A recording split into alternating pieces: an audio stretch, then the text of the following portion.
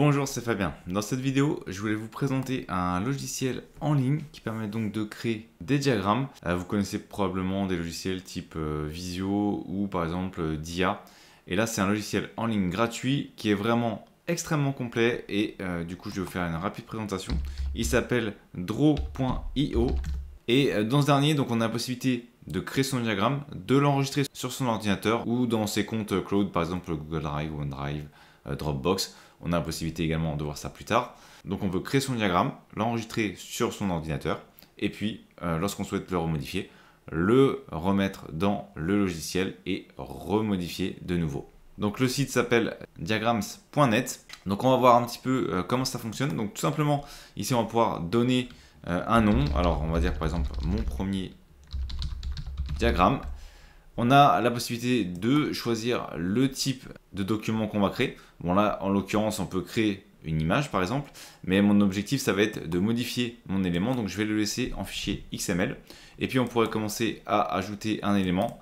On pourrait dire par exemple un élément numéro 1. Donc on a ici les différentes fonctions qu'on va retrouver dans l'ensemble des logiciels. Par exemple, en cliquant dessus, j'ai ici les effets de style. Je peux changer la couleur, je peux changer les lignes, je peux changer les bordures, je peux faire des arrondis, je peux voir au niveau des propriétés les différentes informations que je souhaite modifier. C'est extrêmement complet, hein, vraiment il est très complet pour un logiciel en ligne. Ensuite on va avoir le texte, pareil, hein, je peux modifier ici, le passer en gras, je peux modifier la taille, je peux modifier la couleur d'arrière-plan du texte. Bref, ici ce sont les éléments classiques, puis bien entendu on peut organiser. Imaginons par exemple qu'on ait un autre élément qu'on souhaite ajouter. Hop, ici en le positionnant, il va se positionner au-dessus, mais je peux très bien décider de le placer en dessous, le replacer au-dessus. Je peux modifier la taille une fois qu'il a été créé. Je peux le faire ici en faisant un clic dessus ou bien entendu en le faisant manuellement ici. Donc on peut voir ici les fonctions classiques qu'on va retrouver dans un logiciel.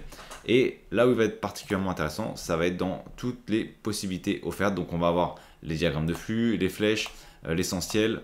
Donc les éléments avancés, on va avoir les éléments divers, on va donc également avoir les relations entre éléments, l'UML, et là où ça va être vraiment intéressant, c'est que si vous n'avez pas ce qui vous intéresse, eh bien vous pouvez importer des nouvelles formes. Imaginons par exemple qu'on souhaite faire du réseau et qu'on est sur du Cisco, eh bien on va pouvoir récupérer tous les éléments Cisco, tous les éléments graphiques des icônes de Cisco, et il suffit de cocher, de faire appliquer. Et désormais, hop, si je descends, on peut voir que j'ai récupéré tous les icônes qui représentent les éléments de Cisco. Il y en a beaucoup. Et si ça ne correspond pas à ce que je souhaitais, on peut voir tous les autres icônes que je vais pouvoir récupérer. Donc c'est vraiment là-dessus très intéressant de pouvoir récupérer comme ça des bibliothèques d'icônes au fur et à mesure. Ensuite, si on recherche une forme particulière, imaginons par exemple qu'on recherche, je sais pas moi, un routeur pour représenter un réseau informatique. Hop, je fais ma recherche ici, routeur. On a toutes les formes de routeur avec plus de résultats. S'il y a plus de résultats, voilà, je peux continuer, je peux dérouler. On va prendre un joli routeur comme ça, voilà. Et donc on aura ici notre premier diagramme qui est prêt. Bien entendu, on peut faire des relations, hein. On va rajouter, allez, un deuxième routeur. Et puis on pourrait imaginer qu'on va faire une relation entre les éléments. Donc on a les relations ici, les différentes relations qu'on peut créer.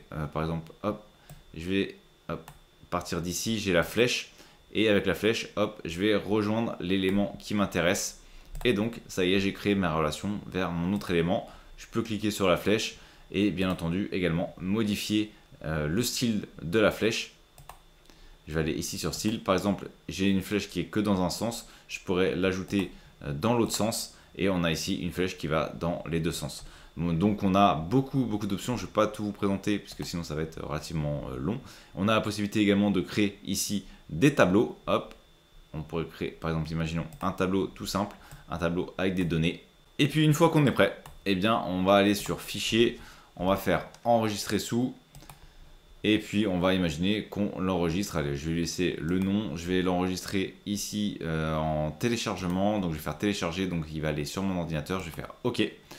Et on peut voir qu'ici ça l'a téléchargé. Normalement je suis dans mon dossier de téléchargement. Hop. Et puis je vais quitter la page. Je vais retourner hop, dessus.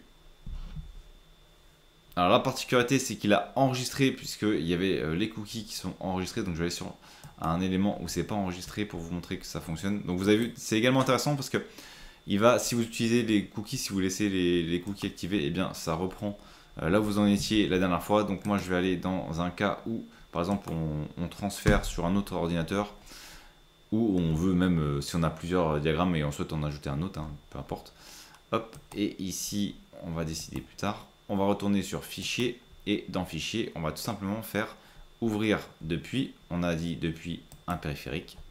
Donc vous avez vu qu'on peut ouvrir depuis pas mal d'éléments, notamment Google Drive ou une URL si vous l'avez enregistré en ligne. Donc moi je vais aller sur téléchargement, c'était ici mon premier diagramme, je vais faire ouvrir et je récupère ma forme et je peux reprendre là où j'en étais et continuer à améliorer mon diagramme. Je peux donc le transférer à d'autres personnes qui pourront également l'utiliser et faire des améliorations si elles le souhaitent, et ensuite on pourra repartager ainsi les versions. Donc voilà, c'est un outil vraiment intéressant en ligne, très complet, j'étais assez surpris, donc voilà, je voulais le partager pour ceux que ça peut intéresser. Et en plus, c'est un outil qui est gratuit, donc ça peut être vraiment intéressant. Merci d'avoir regardé cette vidéo. Si vous n'êtes pas abonné, j'espère que cette vidéo vous donnera envie de le faire en cliquant sur le bouton s'abonner et en activant les notifications pour ne manquer aucune des prochaines vidéos. De plus, vous trouverez dans la description un sondage pour déterminer les prochains sujets. À très vite pour une nouvelle vidéo.